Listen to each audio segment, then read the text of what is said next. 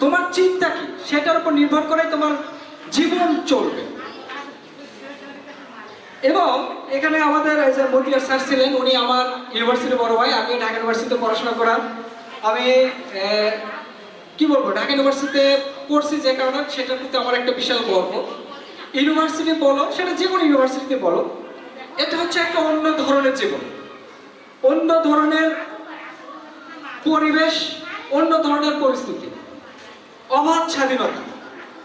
ইউনিভার্সিটিতে যখন তুমি যাবা, তোমার অবাধ স্বাধীনতা, এখানে তোমাকে কেউ মানা করার কেউ নেই।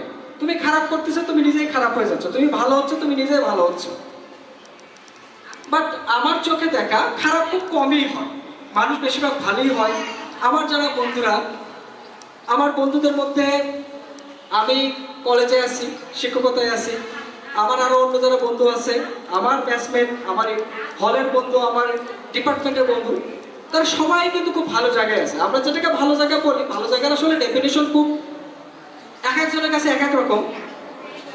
কিন্তু আমরা খালি চোখে ভালো জায়গা বলতে বুঝি ভালো একটা চাকরি, মানে ভালো একটা কর্ম, চাকরি না, ঠিক বলতে পারি ভালো একটা কর্ম, সেটা যে ধরনের কর্মই হোক। আমার যারা বন্ধু, আমার যারা সহপাঠী ছিল, আমি সবাইকে দেখেছি ভালো জায়গায় করতে, ভালো ভালো জায়গায় চাকরি করতে দেখতেছি আমি। তাদের মধ্যে পুলিশে আছে, পুলিশের এসপি আছে, পুলিশ কি বলে এটাকে, ম্যাজিস্ট্রেট আছে, তোমরা যাদেরকে বলো। তো তোমরা এই পড়াশোনা শেষ করে তোমরা যারা এরকম ভালো সরকারি চাকরি করতে চাও, ভালো সরকারি চাকরিটাকে তো আমরা মেইন ফোকাস দেখি, সেক্ষেত্রে ইন্টারমিডিয়েট পাস করার পরেই তোমরা যারা ভালো প্রতিষ্ঠানগুলোতে ভর্তি হতে পারবা, ঢাকা বিশ্ববিদ্যালয়, রাজশাহী বিশ্ববিদ্যালয়, রুয়েট মেডিকেল, মোটামুটি আমরা ধরে নেই যে তাদের জীবন কিছুটা সেটেল, মানে তারা একটা ভালো কিছু করেই বের হবে বলে আমরা আশা রাখি।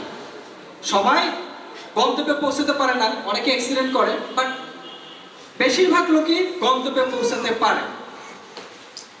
এবং যারা অন্য প্রতিষ্ঠানগুলোতে যায়, পাবলিক ইউনিভার্সিটির বাইরে, কিছু ভালো প্রাইভেট ইউনিভার্সিটির বাইরে, দেখা যায় তারাও ভালো কিছু করে, কিন্তু তুলনামূলক কম, তাদের রেশিও অনেক কম, পার্সেন্টেজ অনেক কম।